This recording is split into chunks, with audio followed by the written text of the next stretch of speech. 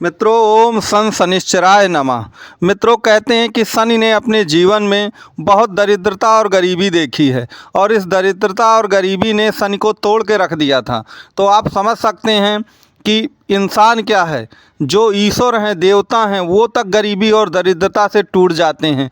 तो इंसानों की क्या मजाल है कि वो कुछ कर भी पाएंगे। भगवान राम को जब वनवास जाना पड़ा और राजपथ उनका राजपाट पूरा छूट गया, तो याद रखिए फिर उन्होंने बनों के चक्कर काटे हैं। तो कहने का लबो लुआब ये है कि गरीबी और दरिद्रता वह एक प्रकार से अभिशाप है जिसमें भगवान क्या, इंसान क्या, हर कोई पिस के रह जाता है। कहने का तात्पर्य है कि भगवान भी कुल मिला के गरीबी और दरिद्रता के अभिशाप को झेल नहीं पाते हैं। तो इंसानों की मजाल क्या है कि वो झेल पाएंगे। इस बारे में आज हम कुल मिलाकर इस बारे में चर्चा करेंगे कि जो कुंभ राशि या कुंभ लग्न है, याद रखिए सन की 7.5 सबसे ज़्यादा क्या करती है, गरीबी और दरिद्रता को ही ज़्यादातर आपको देती है।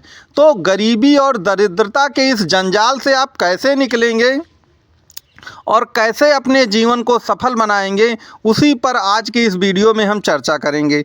मित्रों, हम जैसा जानते हैं कि मकर लग्न या मकर राशि की कुंडली में धन भाव का स्वामी गुरुदेव बृहस्पति होते हैं, ये आपको मालूम ही है। और कुंडली का दूसरा भाव, कुंडली का पंचम भाव, कुंडली का अष्टम भाव और कुंडली का 11वां भाव, ये धन के भाव होते हैं।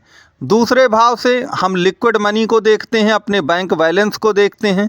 पंचम भाव से जो आकस्मिक धन से हमको सडन गेंस होते हैं, चाहे जुआ, लॉटरी, सट्टा, शेयर मार्केट, क्रिप्टो करेंसी या कोई भी ऐसा आकस्मिक धन जिसको हमको मालूम नहीं है, मिल जाता है। अष्टम भाव से हम अचल संपत्ति को देखते हैं, जिसमें आपका भूमि आता है, किसी संस्था या समिति या ट्रस्ट का आप कुल मिला करके उसकी भूमि संपत्ति या जो भी परिसंपत्तियाँ होती हैं वो आती हैं। और 11वें भाव से हमारी इनकम देखी जाती है, जो कि कुल मिला के रोज़मर्रा का जीवन हम अपना चलाते हैं। तो कुंडली के ये 4 भाव हो गए, दूसरा, 5वां, 8वां और 11वां। अब आपको देखना ये है कि आपके दूसरे भाव का स्वामी बैठा कहाँ है। जो बृहस्पति है कुंडली में, वो कहाँ पर विराजमान है।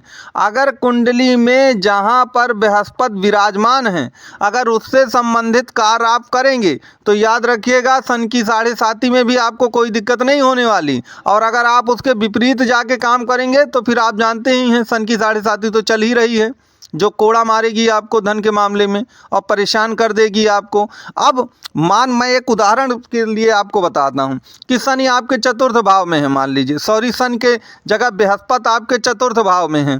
और बृहस्पति अगर चतुर्थ भाव में है तो चतुर्थ भाव जिन जिन चीज़ों का कारक है उनसे संबंधित अगर कार्यों से आप जुड़ेंगे, चाहे भूमि हो, भवन हो, वाहन हो, इन कार्यों से अगर आप जुड़ते हैं, और हर प्रकार के लिक्विड पेय पदार्थों का भी स्थान यही होता है चतुर्थ भाव। तो रियल इस्टेट का काम हो, कंस्ट्रक्शन का काम हो, वाहन का तात्पर्य ट्रांसपोर्टेशन का किसी भी तरह का काम हो, या लिक्विड और पेय पदार्थ जितने भी आते हैं उनसे संबंधित कोई कार्य हो, याद रखिएगा गुरुदेव आपको नाराज़ नहीं करेंगे। अब मान लीजिए कभी गुरुदेव आपके अष्टम भाव पे चले गए, तो अब अष्टम भाव एक प्रकार से गुप्त और छुपे हुए रहस्यमय धन का है। चूँकि ये रहस्य है तो ये किसी को मालूम भी नहीं है। लेकिन वहाँ पर याद रखिए, कोई भी अगर आप किसी के दत्तक पुत्र बनते हैं या आप किसी समिति, संस्था, ट्रस्ट से जुड़ते हैं तो उसकी जो परिसंपत्तियां होंगी वो अष्टम भाव पर ही आती हैं। तो आप इनसे जुड़ करके भी अच्छा खासा लाभ कमा सकते हैं।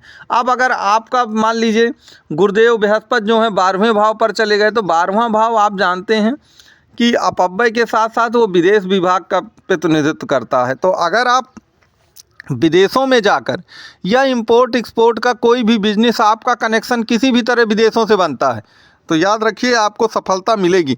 अब आप लोग कमेंट करके ये बात बताइएगा कि आपका गुरुदेव बृहस्पति जो हैं वो कुंडली के किस भाव पर स्थित हैं। फिर मैं आपको बताऊंगा कि आपको वास्तव में क्या करना चाहिए, क्या नहीं करना चाहिए। तो पहले तो ये देखिए, दूसरे नंबर पे ये देखिए कि धन भाव पर कौन सा ग्रह विराजमान है। धन भाव पर कौन से ग्रह विराजमान हैं, सूर्य विराजमान हैं कि शनि बैठे हैं, इनके अनुसार, और वो किन भावों के स्वामी हैं उनसे संबंधित कार्य। अब इसमें आप कहेंगे कि बृहस्पति तो यहाँ पर बैठे हैं लेकिन हमारे उस भाव पे तो शनि बैठे हैं, तो आप दोनों को कंपेयर करिए कि कौन उसमें ज़्यादा मजबूत है। जो ज़्यादा मजबूत होगा उसी का कार्य करने से आपको सबसे ज़्यादा लाभ मिलेगा। यहाँ पर एक बात और याद रखिएगा कि जो भी कुंभ लग्न या कुंभ राशि की कुंडली है उसमें राहु का प्रभाव सबसे ज़्यादा होता है। अगर राहु आपकी कुंडली के अष्टम और 12वें भाव पर बैठे तो याद रखिएगा आपको कोई भी अनैतिक साधन को अपना करके धन प्राप्ति नहीं करना है। और यदि राहु दूसरे, पंचम और 11वें में बैठे तो याद रखिए आप साम दाम दंड भेद का भी कुछ न कुछ प्रयोग कर सकते हैं जीवन में, उससे भी धन की प्राप्ति होगी। लेकिन अगर राहु 12वें में है तो याद रखिएगा कभी भी ऊट पटांग या गलत कार्यों से धन का अर्जन अगर आपने किया तो 12वां भाव फिर कोर्ट कचहरी का भी है, जेल का भी है, अस्पताल का भी है, तो कुछ भी आपके साथ घटित हो सकता है।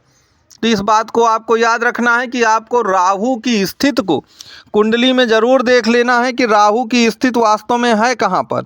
अब एक चीज़ यहाँ पे याद रखिए कि कुंडली के जो 3 भाव होते हैं, दूसरा भाव, पंचम भाव और 11वां भाव, यह एक प्रकार से आपकी तरल मुद्रा जिसे आप हार्ड मनी कहते हैं वो उसका प्रतिनिधित्व करते हैं।